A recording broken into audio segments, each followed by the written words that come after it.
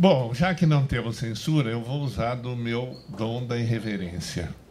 E vou começar aqui. Hoje de manhã eu me lembrei muito de uma música do Billy Blanco, que se chama Pistão de Gafieira. Na gafieira segue o baile calmamente, com muita gente dando volta no salão. Tudo vai bem, mas eis, porém, que de repente um pé subiu. E o pé foi do Eugênio Butti, que chutou o balde, quando ele diz que o centro do capitalismo é onde está a questão dos dados. E eu diria mais, essa questão não é apenas o centro do capitalismo, é lá que se joga hoje o destino da humanidade. E eu vou tentar desenvolver um pouquinho essa ideia. Antes de mais nada, eu queria ouvir tantas pessoas ilustres. Eu vejo muito seminário, palestra.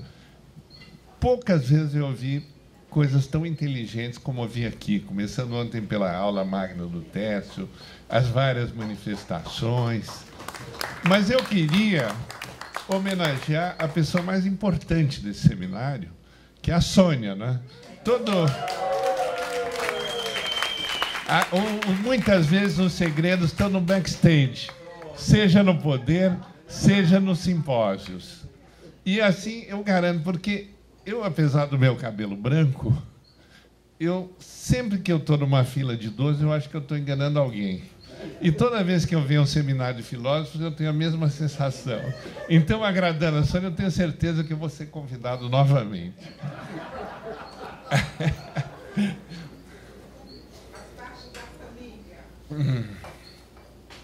Eu, depois desse dia intenso, eu mudei o título da minha conferência. O Tércio me pediu para falar dos crimes de imprensa, o que é normal, porque eu sou criminalista, atuo em defesa dos jornalistas, basicamente da Rede Globo e outras, Revista Época, etc. Mas eu daria o título para essa palestra do seguinte: muito além da censura. E, para isso, eu vou lembrar, inclusive, um episódio. Eu fui aluno do Tércio na pós-graduação da PUC, Teoria Geral do Direito. E, nessa época, eu era assistente do nosso querido professor Franco Montoro em Teoria Geral do Direito. E ele gostava muito de começar com uma frase do Rousseau, que ele dizia que era absurda, que o Rousseau, nas suas Rêveries du promeneur solitaire, dizia: commençons par écarter tout le fait. Comecemos por descartar todos os fatos. E eu sou muito apegado aos fatos. E eu acho que o pensamento, quando passa pelos fatos, enriquece muito. E tivemos exemplo disso aqui, com esse testemunho da experiência da Thaís, que é uma carreira absolutamente brilhante em defesa da liberdade de imprensa. E eu começo por dizer que grandes sacrifícios humanos têm sua origem ou na religião ou na justiça. Agora, essa lista aumenta e também nós temos no fanatismo, nas organizações criminosas e nas milícias.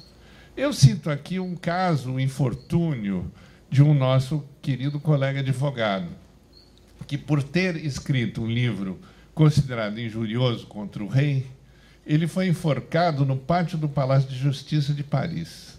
Os exemplares apreendidos foram queimados embaixo do cadafalso. E, no século XVI, um livro licencioso, ou mesmo filosófico, considerado ofensivo à moral cristã, podia levar à morte. E aí, o professor Coelho da Rocha, que era um leite da Universidade de Coimbra, ainda no século XIX, ele diz o seguinte: com o pretexto do zelo da religião, justificavam os moralistas os meios pérfidos que o governo mesmo muitas vezes empregava para os oprimir. Um professor, Alain Cabantus, que tentou traçar uma história da blasfêmia no Ocidente, ele mostra também que o estudo da palavra ímpia revela rapidamente o jogo essencial das relações entre as sociedades e os poderes. Passando para a atualidade, o chefe de Estado da Turquia, Erdogan, ele acaba de representar no Tribunal de Ankara contra a revista francesa Le Point, agora em outubro de 2019, por causa de uma matéria intitulada O Erradicador. O artigo 299 do Código Penal turco foi modificado em 2004 para aumentar a pena de quem insulte o presidente da República. E essa pena passou agora a ser de 1 a 4 anos de prisão, mas permite a prisão provisória, preventiva. E, na Turquia, uma quantidade muito grande de dissidentes e de jornalistas presos. Em contrapartida, aqui no nosso Brasil, o novo Procurador-Geral da República mandou investigar o porteiro do condomínio do presidente por eventual crime contra a segurança nacional. E esse crime consiste em caluniar ou difamar o presidente da República, imputando-lhe fato ofensivo à reputação, e a pena é a mesma da Turquia, pena de reclusão de 1 a 4 anos. Essa lei que nós imaginávamos no ostracismo, na verdade, ela tem um condicionante. Quando o fato é previsto também no Código Penal como crime, tem que haver uma motivação política para que se utilize a Lei de Segurança Nacional, que tem sido pouquíssimo utilizada. Mesmo que não haja censura, o fato de você poder ser condenado criminalmente ou mesmo a indenização gera temor, gera medo. Então, se nós fôssemos fazer uma interpretação fugaz, eu diria o seguinte: publique o que você quiser, você pode, mas você pode se ferrar. O Flaubert, quando publicou publicou Madame Bovary, ele foi denunciado por imoralidade. E ele comentou os inconvenientes de uma eventual condenação, dizendo o seguinte: se eu for condenado, vai me ser impossível voltar a escrever uma linha. Vão ficar de olho em mim e a reincidência me levaria a 5 anos de prisão. Isso, diz ele, sem contar que não é nada agradável ser condenado por imoralidade. Ele foi advertido, mas absolvido. Os irmãos Goncourt, que dão nome ao prêmio, também foram processados, porque publicaram os versos considerados licenciosos. E eles ficaram apavorados. Eles diziam: como é que nós vamos sentar no mesmo banco dos réus, onde senta um salteador ou onde senta um pedófilo? E eles usaram uma estratégia também de mexer no backstage. Eles procuraram, não um dos tenores do tribunal, um advogado muito discreto que mexeu os pauzinhos políticos para que eles fossem absolvidos. Então, são estratégias para livrar desse panorama. Então, eu diria que o que é óbvio, que decorre de tudo que nós falamos aqui. Para falar de imprensa livre, é importante situar o quadro político e social. E, a nível mundial, nós vivemos um momento crítico em que nós precisamos de uma percepção aguda para entender o que está acontecendo. Eu gosto muito, e eu acho que muitas das explicações de hoje vêm tanto da filosofia como da antropologia. E os livros que falam do Sapiens, o Harari, por exemplo, eles não ajudam a entender não só o que nós somos, mas o que nós podemos ser.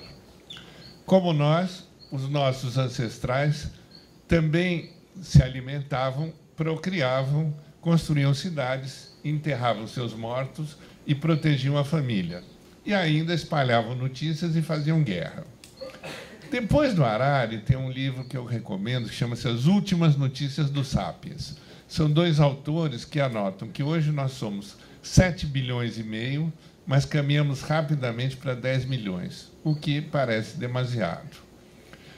2 observações interessantes desses autores nos fazem refletir.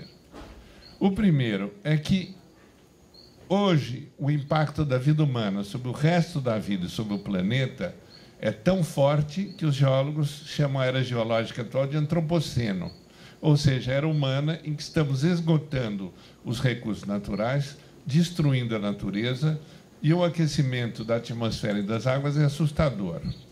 A segunda observação tem muito a ver com o que foi discutido essa manhã. E ela se refere à internet, ao sistema nervoso planetário, e diz ele, uma transformação da humanidade em que quase todas as partes do seu vasto corpo social agora se comunicam. Um novo fluido social corre, cada vez mais rápido, irrigando já a metade da humanidade ou até mais. E diz, não há dúvida de que ela continuará se expandindo ainda mais e mudará a vida na Terra. A inteligência artificial está em toda parte. Robôs nos atendem ao telefone, nos respondem com voz quase humana. E essa semana eu li que já estão propondo usar os algoritmos realmente para proferir sentença nos casos mais simples.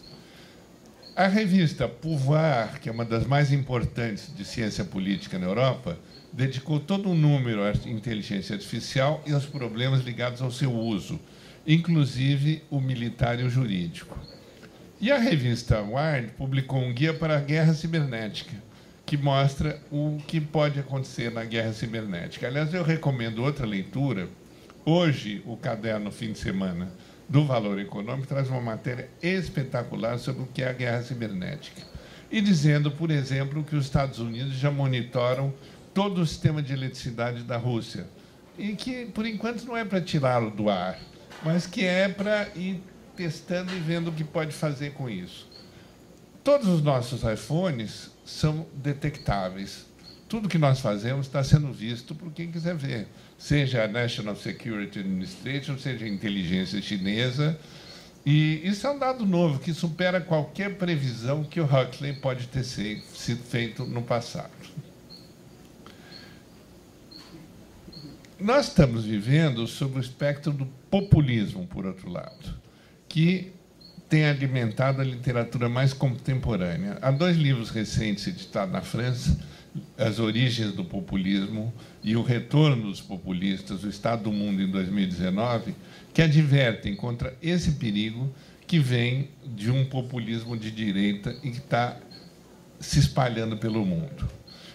Até curioso, porque é uma conferência do Adorno, de 1967, que acabou de ser reeditada.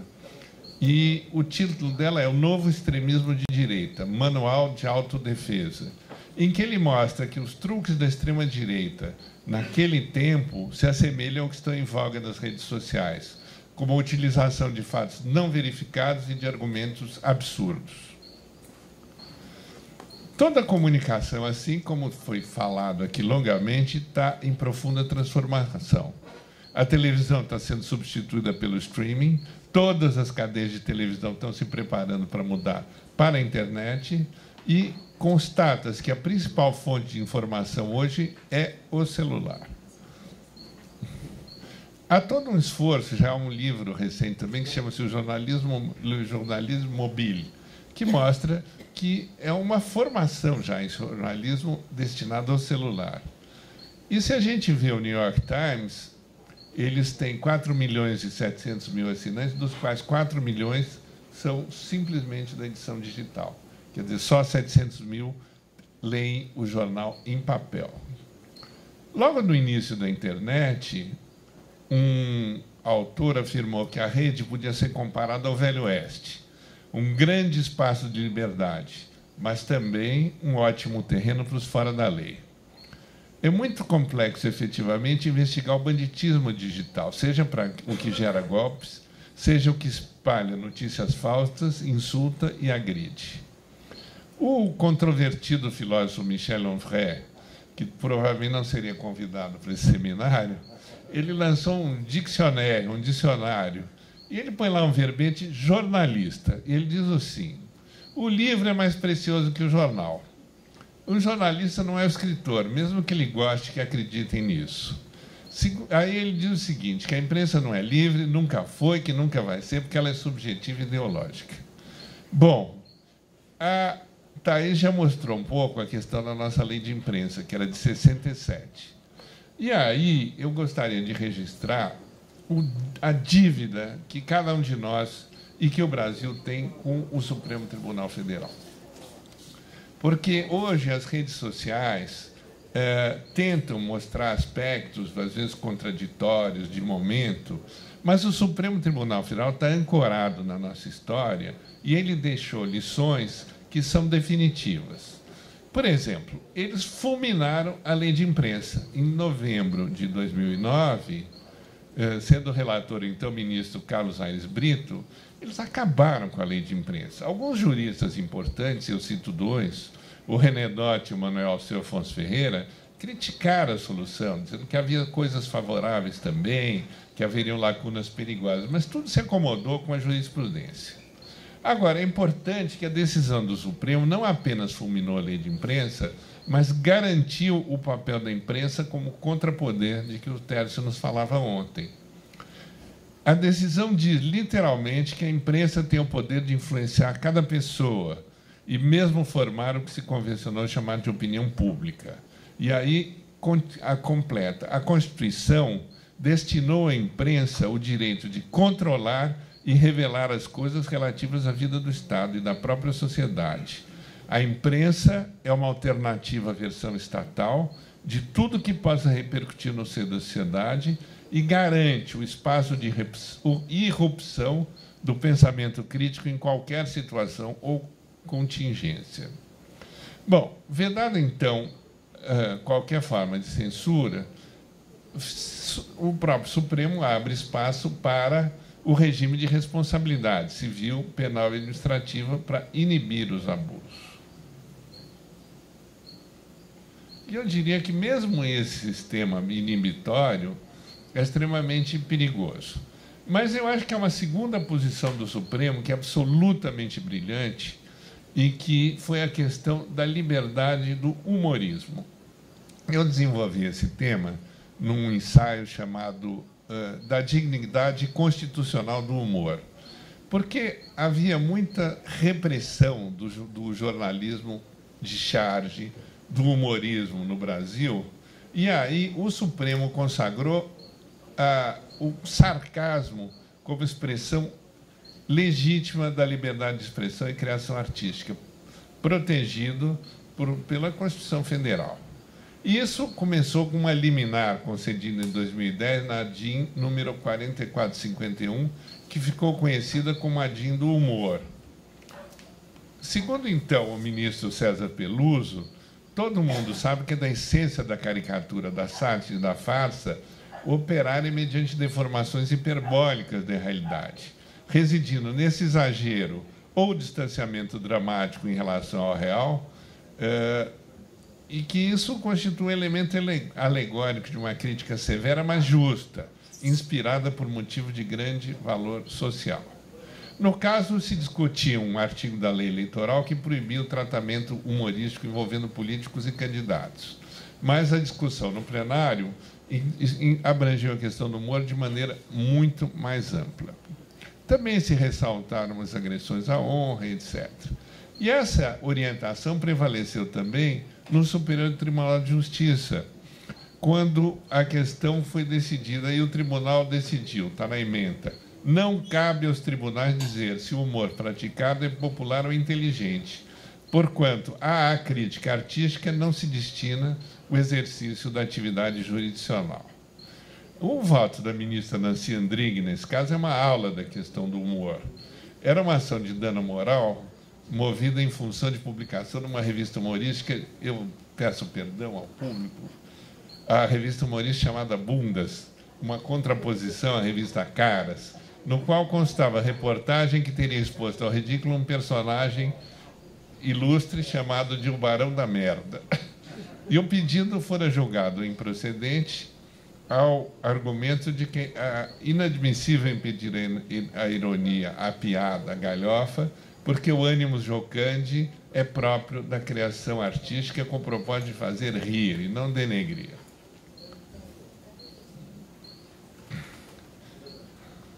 A questão paralela que então foi colocada é a respeito do nível do humor, praticado pelo periódico, apontado como chulo.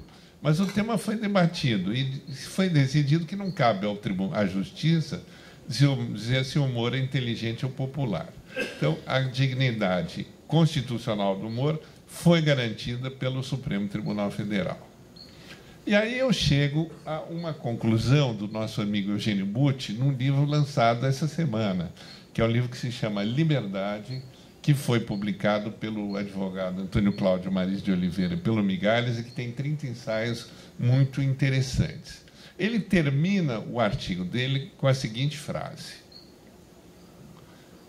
as regras do Estado de Direito hão de punir os abusos, mas sempre a posteriori, apenas a posteriori.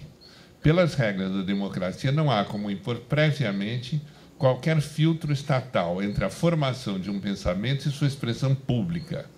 Infelizmente, contudo, não tem sido fácil para a nossa cultura jurídica e para a nossa política entender algo tão simples e tão cristalino, É difícil entender, diz ele na sua sabedoria, mesmo quando entendemos.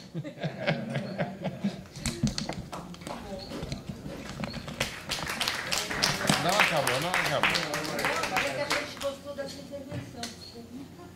Começam aí as dificuldades referentes ao tratamento do abuso. A definição dos crimes contra a honra no Código Penal é muito parecida com a que havia na lei de imprensa. Só a pena mínima é a mesma, a pena máxima era um pouco maior na lei de imprensa, mas hoje prevalece o Código Penal. E aí a ideia é que o Nelson Hungria ensinava, ele dizia o seguinte: mesmo nos casos em que a lei admite certa liberdade de ataque, de censura ou de crítica, a conduta será punível, dizia ele, numa visão que eu acho um pouco restritiva ainda, se o agente revela o exclusivo fim perverso de ofender. Ele cita também um caso que eu acho muito interessante, em que ele diz que certo indivíduo, para vingar-se de seu desafeto, ensina seu papagaio a insultá-lo, e que a solução deve ser idêntica, segundo Nelson Hungria, a do mandatário e responsável. A palavra do papagaio é como se for a própria palavra do seu dono. A injúria consiste em ofender alguém. O Tribunal de Justiça de São Paulo manteve a condenação de um cidadão de Mogi das Cruzes que se dirigiu ao vereador que saia da sessão da Câmara, chamando-o seu bode velho, vagabundo, safado, está rindo, não é, canalha? Você vai se eleger de novo, vagabundo. E aí ele fala outros nomes que não dá para ler em público aqui. A condenação de primeira instância foi de 1 ano de detenção, porque eles consideraram que a expressão bode velho se referia à condição de pessoa idosa. Aí ele entrava no caso da injúria qualificada. O tribunal foi mais brando e disse que não era bem assim, e reduziu a pena a 1 mês de detenção. A Corte Especial do Superior Tribunal de Justiça recebeu, em maio de 2019, uma queixa-crime por injúria apresentada pelo ex-deputado federal Jean Vilis, do PSOL do Rio de Janeiro. E a ação foi intentada contra a desembargadora Marília Castro Neves, pois ele tomou conhecimento de uma postagem da desembargadora no Facebook, no qual ela teria sugerido um paredão profilático para o parlamentar. E aí eu cito entre aspas: embora não valha a bala que o mate, o pano que limparia a lambança. O tribunal recebeu e vai julgar. Além da injúria, temos a difamação, que é a imputação de um fato ofensivo, não de mero xingamento, né? Mesmo que seja verdadeira, você não pode dizer que alguém engana as pessoas, que trai o marido, uma mulher, e mesmo que seja verdade, é difamação. E num caso importante, o que o STJ fixou foi que absolveu, enfim, um representante, uma emissora de televisão, dizendo que tinha havido o devido cuidado, que a reportagem tinha ouvido fontes fidedignas, que não se tratava, portanto, de mexerico, fofoca e nem boato, e que, sim, havia elementos sérios de informação. O mais grave dos crimes contra a honra é a calúnia, que é você atribuir falsamente a alguém um crime. Mas aí você tem que afirmar sabendo que a pessoa é inocente. Hoje em dia, há muito mais gravidade na chamada injúria qualificada, que decorre de uma alteração de 2003 e que consiste na utilização de elementos referentes à raça, cor, etnia, religião, origem ou condição de pessoa idosa ou portadora de deficiência. A pena aí é muito mais grave, reclusão de 1 a 3 anos. Então, esse tipo de brincadeira estão tentando combater. O TJ do Distrito Federal manteve uma condenação por injúria, anotando que, no crime de racismo, o ofensor visa atingir um número indeterminado de pessoas, mas que, nesse caso da injúria racial, ele atinge a honra de determinada pessoa, com elementos referentes a essas diferenças. No caso concreto, na fila do caixa para comprar ingresso para o cinema, e a pessoa tinha proferido palavras ofensivas à bilheteira, e, enfim, com várias ofensas. Um juiz de Aracruz, por sua vez, condenou um morador do município a 5 anos de prisão em regime fechado por praticar injúria racial contra uma menina de 7 anos de idade. Ele oferecia bananas à menina e chamava de macaquinha, etc., e dizia que seu lugar era na favela.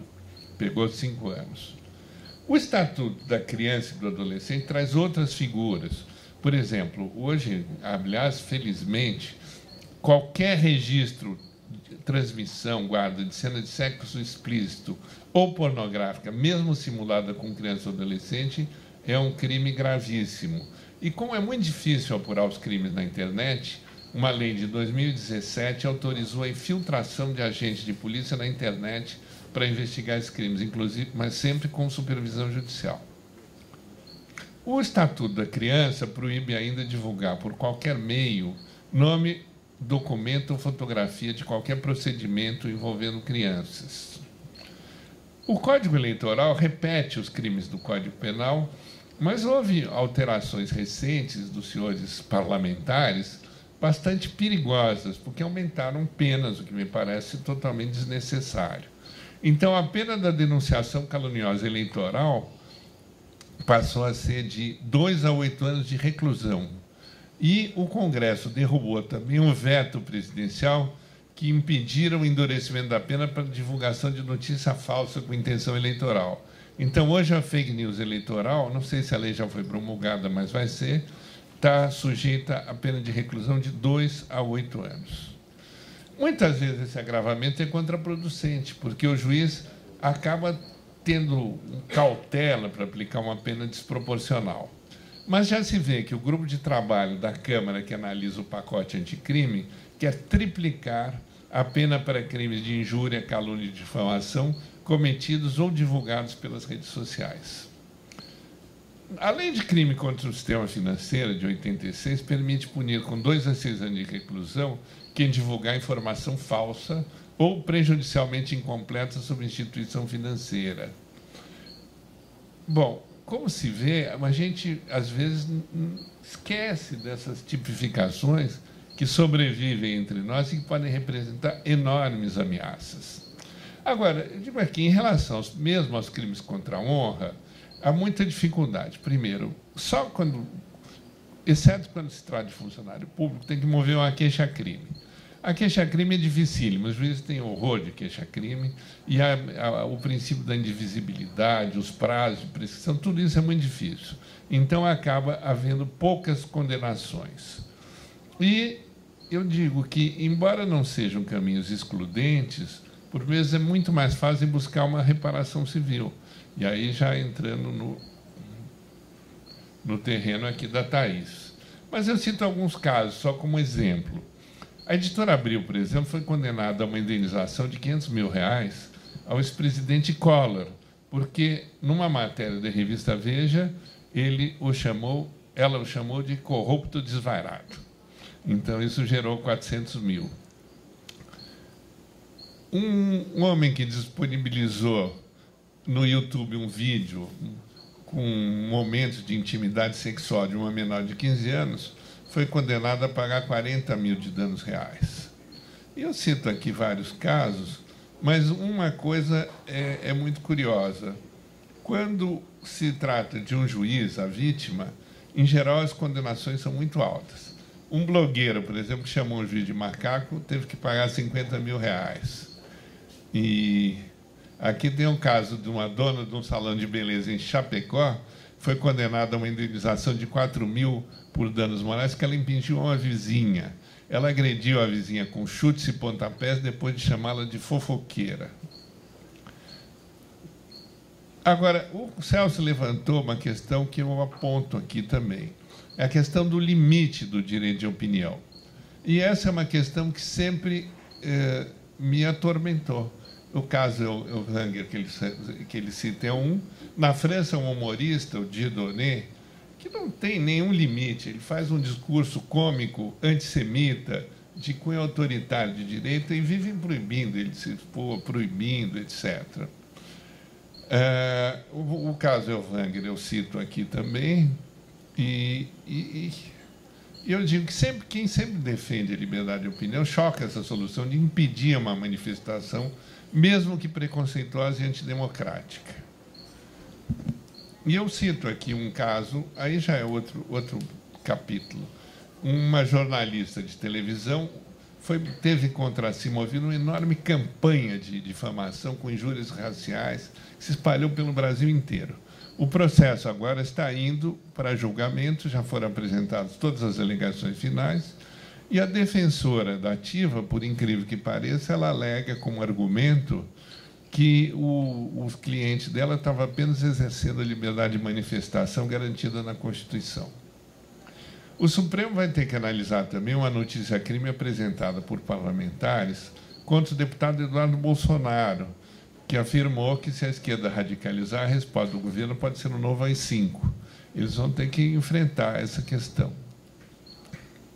A questão do direito de fonte, que a Thaís levantou, é muito importante. Nós temos um precedente ruim nos Estados Unidos, que uma jornalista importante do New York Times foi presa e passou meses presa porque não quis revelar o direito de fonte.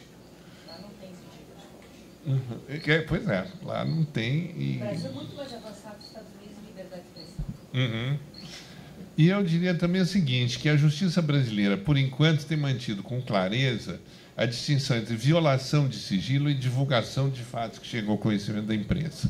Há inúmeras decisões judiciais dizendo que, se o jornalista recebe uma informação, ele tem a obrigação de divulgar, mesmo que na origem possa haver uma violação de segredo. Aliás, eu vou contar aqui que uma jornalista me confidenciou que a divulgação de sigilo judicial é uma fonte importantíssima do jornalismo e que, de 80% a 90%, esses vazamentos vêm do Ministério Público. Eu ouvi, não posso afirmar. E eu vou citar aqui ainda uma decisão... O ministro falou isso. Não falei claramente. Falei que o quarto poder, imprensa, acesso ao Ministério Público, após o eu estou indo um passo além, eu estou tentando ir um pouquinho além aqui. Agora, por fim, tem uma coisa meio assustadora aqui, que o Tribunal Regional do Trabalho da 15ª Região, Campinas, ele manteve a demissão de um funcionário cujo crime consistiu em curtir um comentário do Facebook que era ofensivo ao seu empregador. Verdade que ele botou mais uns onomatopeias, tal, mas ele mesmo não ofendeu. Mas o tribunal entendeu que, mesmo não ofendendo diretamente, ele ofendeu, visto as repercussões do fato.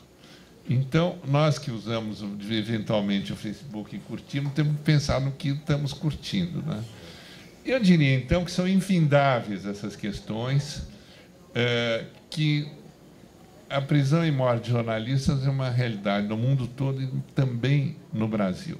Eu lembro aqui o caso do Tim Lopes, né, que foi queimado no micro-ondas, nos pneus, com gasolina, porque estava fazendo uma investigação para a TV Globo que atingiu crime organizado, tráfico de droga e as milícias.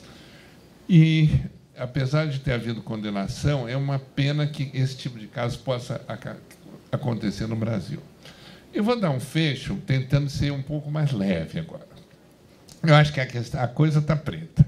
Independente disso, eu acho que há um pensador que nos aponta caminhos. E esse pensador é o Ítalo Calvino, no seu livro 6 Propostas para o Próximo Milênio. Ele fez 5 palestras em Harvard, e alguns anos atrás, e elas continuam válidas. Depois ele morreu, a 6ª palestra ele não conseguiu fazer. E ele recomenda, para a literatura do nosso século, uma coisa que se aplica aos professores, aos tribunais, aos jornalistas, que é o seguinte: leveza, em primeiro lugar, rapidez, em segundo lugar, exatidão, em terceiro lugar, visibilidade, em quarto, multiplicidade, em quinto. A 6ª, que ele não acabou não proferindo, mas escreveu, era sobre talvez o mais difícil de todos. A consistência é o que todos nós almejamos.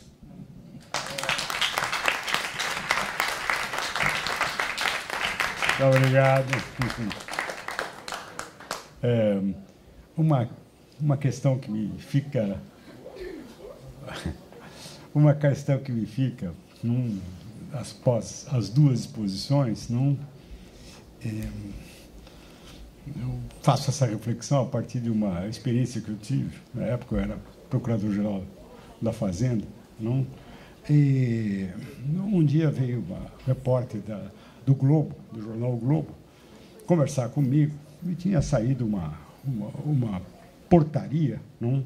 Que mexia com direitos dos pensionistas, enfim, de idade, etc. Aquilo estava dando uma enorme confusão. A repórter me procurou e disse, o senhor podia, por favor, explicar o que é que está acontecendo? Que briga é essa, afinal? Não? Aí eu, talvez com uma certa candura, não? Tirei o meu chapéu de procurador-geral da Fazenda, coloquei o chapéu de professor e comecei a explicar para ela qual era a divergência jurídica em torno daquilo. Não? Ela agradeceu muito. Tal. No dia seguinte, na primeira página do Globo, vem lá: Procurador-Geral da Fazenda, primeira autoridade do governo que reconhece que os velhinhos têm razão. Eu olhei e falei, pô, mas não foi isso que eu falei, né? Eu fiquei explicando e tal. Bom, escrevi uma carta ao jornal dizendo, olha, não foi isso, não, tal, o que aconteceu foi isso. Antes conversei com a repórter, ela falou assim, desculpa, não, a gente manda, mas quem decide é a redação lá, eles que fazem isso. Não tive nada a ver com isso. Eu mandei lá o que o senhor falou.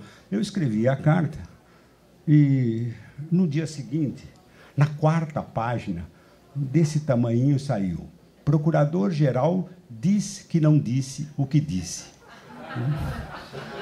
Bom, eu desisti. Eu desisti. Eu falei, esquece, nunca mais vou pedir. Não. Mas aqui entra essa questão que estava prevista na lei que agora não funciona mais, não? A lei de 67, não? Que é o direito de resposta. Pois é, mas como é que fica essa questão? Porque aqui a gente tem uma relação direta de alguém que enfim, se sente atingido, não? Contra a dificuldade que você tem de enfrentar uma espécie de, pelo menos dá a impressão, de um poder enorme. Quer dizer, a assimetria de poder dá uma sensação muito grande, que às vezes é uma pessoa tentando enfrentar, enfim, o Globo, a Folha, o Estadão. É complicado você tentar fazer isso. O que vocês acham a respeito desse tema? A lei de direito de resposta, agora da Dilma, né? A gente passou um tempo sem lei de direito de resposta. E a lei agora de direito de resposta da Dilma, ela é bem difícil do ponto de vista do jornalista, porque ela estabelece prazos muito curtos para o jornalista. Então, nesse caso, você tem prazo, não sei, um mês para entrar com alguma coisa. Quando você entrar, o jornalista tem 24 horas para responder. Então, ela tem prazos que são desfavoráveis ao jornalista. O que ela tem de interessante é que ela permite não que seja publicada uma nova versão dos fatos. O direito de resposta não é para dar uma nova versão, mas é para corrigir um fato. Então, é importante, porque muitas vezes a pessoa fala assim, não, mas não é exatamente isso, eu me senti, não foi... Então, tem uma sutileza aí. Tem sido muito raro a concessão de direito de resposta. A gente tem visto, tem sido bem rara. Mas ela, nesse seu caso, você teria que ter, talvez, eventualmente gravado para mostrar que você não falou aquilo, que você não disse aquilo, enfim, que não era exatamente aquilo que você tinha falado, tal. Mas ela é eficaz e ela pretende ser rápida. Ela pode ser bem rápida para ser. Ela funciona. É isso?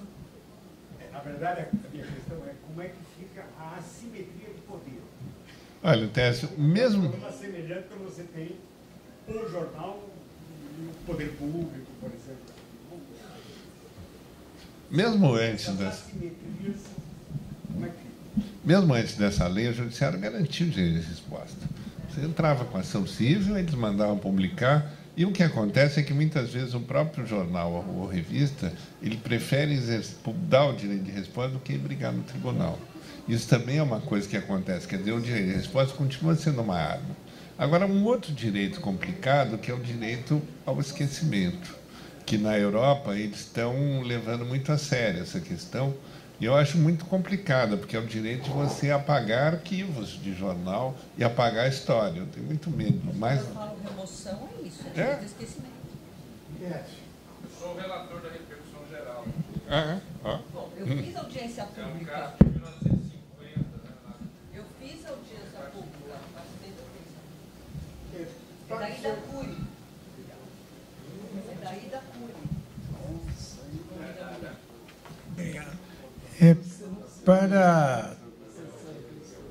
Para a hipótese do Tércio, de como se você se defender dessa situação, eu tenho uma experiência que pode ser uma orientação boa para vocês.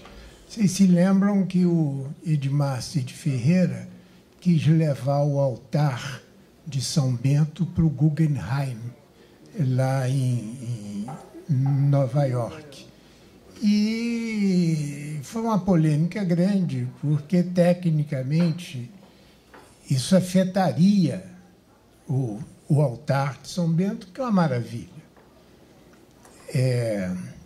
Eu abro o jornal, a Folha, e está escrito assim: Joaquim Falcão, eu morava em São Bento, em Olinda, como Thaís disse.